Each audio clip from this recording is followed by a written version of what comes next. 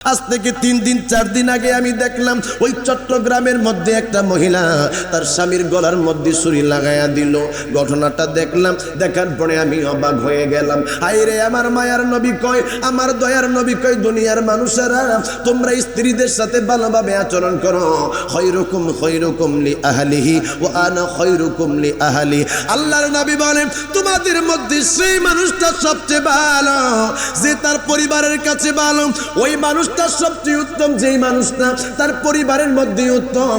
আমার নবী ডাক দিয়া কয়, আমি হইলাম আমার পরিবারের কাছে উত্তম। জোরে জোরে কন্যা সুবহানাল্লাহ। আর কেমন কইরা এই মেয়েটা তার স্বামীরে জবাই কইরা ফালাইলো।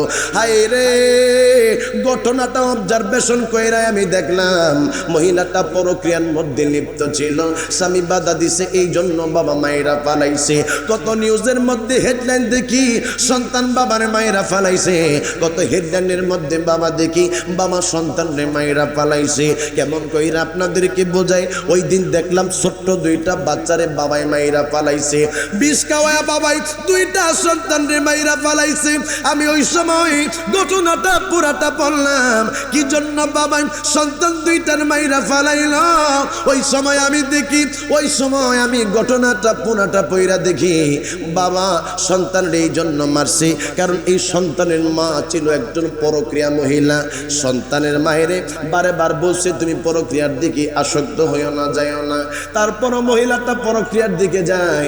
এবার স্বামী তার সন্তানদেরকে মাইরা ফালায়া বাবাই নিজেও বাবা মরে গেছে। চিৎকার মেরে কর নাউজুবিল্লাহ। এই জন্য বাজান, স্বামী স্ত্রীর প্রতি ভালোবাসা থাকতে হবে, সন্তানের প্রতি ভালোবাসা থাকতে হবে, মা বাবার প্রতি ভালোবাসা থাকতে হবে। মনে রাখবেন, মনে রাখবেন, আমার মায়ার নবী হয়েছেন মডেল। এই জন্য যুবক, আমার মায়ার নবী আপনার পারিবারিক জীবন কিভাবে আপনি গঠন করবেন, আপনার বিবির সাথে কি রকমের আচরণ করবেন, আপনার মায়ের সাথে কেমন আচরণ করবেন, আপনি আপনার সন্তানের সাথে কেমন আচরণ করবেন, আপনি আপনার পাড়া প্রতিবেশীর সাথে কেমন আচরণ করবেন, এইটাই আমার মায়ার নবী শিখাইয়া গেছে। চিৎকার মেরে কন্যা সুবহানাল্লাহ। বাবারে, আপনারা আমরা এখন মূল ইসলামের মধ্যে নাই বাবা, এখন মায়ের খেদমতের মধ্যে আমরা নাই। এই জন্য বাবা অনেক ভাইদেরকে আমি দেখি মসজিদে মসজিদে মসজিদে মসজিদে দৌড়াইতেছে, চিল্লা দিতেছে।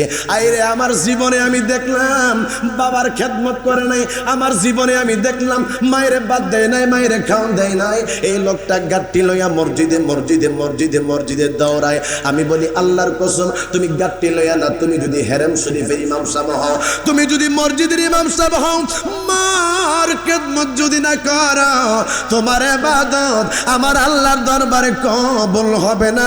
চিৎকার মেরে বলেন না বাবা, ঠিক কি না? মাগো তোমার মতো লয় না কেহ আমায় বুকে টানি, আঁচল দিয়া মোছে না কেউ আমার চোখের পানি। হায়রে মা জননী আমার, হায়রে। একটু আমার সাথে আওয়াজ দেন না বাজান, মার গান গেলে কি বাজান গুণ হইব? আমার সাথে একটু আওয়াজ দিয়ে বলেন, মার গান গেলে কি গুনাহ হবে? বাজান, মার গান গাইলে যদি গুনাহ হয় তাইলে বাজান আমারে দিয়ে দিন। ও বাজান, আমরা তো এই জায়গার মধ্যে এমন একজন মানুষও নাই যারা আমরা আম্মার গর্ভত থেকে আসি নাই। আল্লাহ তো বাজান আপনারে আমারে এই আসমান থেকে টপ কইরা দুনিয়ার মধ্যে পাঠায় নাই। আল্লাহ শুধুমাত্র আদম শফিউল্লাহরে মা সারা দুনিয়ার মধ্যে পাঠাইছে, আর সমস্ত নবী রাসূলদেরকে আমার আল্লাহ মায়ের গর্ভের মাধ্যমে দুনিয়ার মধ্যে পাঠাইছে। ওই যে ঈসা আলাইহিস সালাম রে আমার আল্লাহ মায়ের গর্ভের মধ্যে দিয়েছে, বাবা নাই, আমার আল্লাহ আমার মায়ের নবীরও মায়ের গর্ভের মাধ্যমে দুনিয়ার মধ্যে পাঠাইছে। আমার নবী বলে, এই জন্য তোমাদেরকে আমি বলি, মায়ের খেদমত করো, মায়ের খেদমত করো, কারণ মায়ের মতো এমন আপনজন আর পাওয়া যাবে না। কথা বলেন ঠিক কিনা? হায়রে মা জননী আমার, হায়রে মা জননী, চইলা গেলা দূর জানায় আমায় নিলা না, পথে বৈশা কান্দি আমি, নাই যে ঠিকানা, জীবন আমার কেমনে যাইব,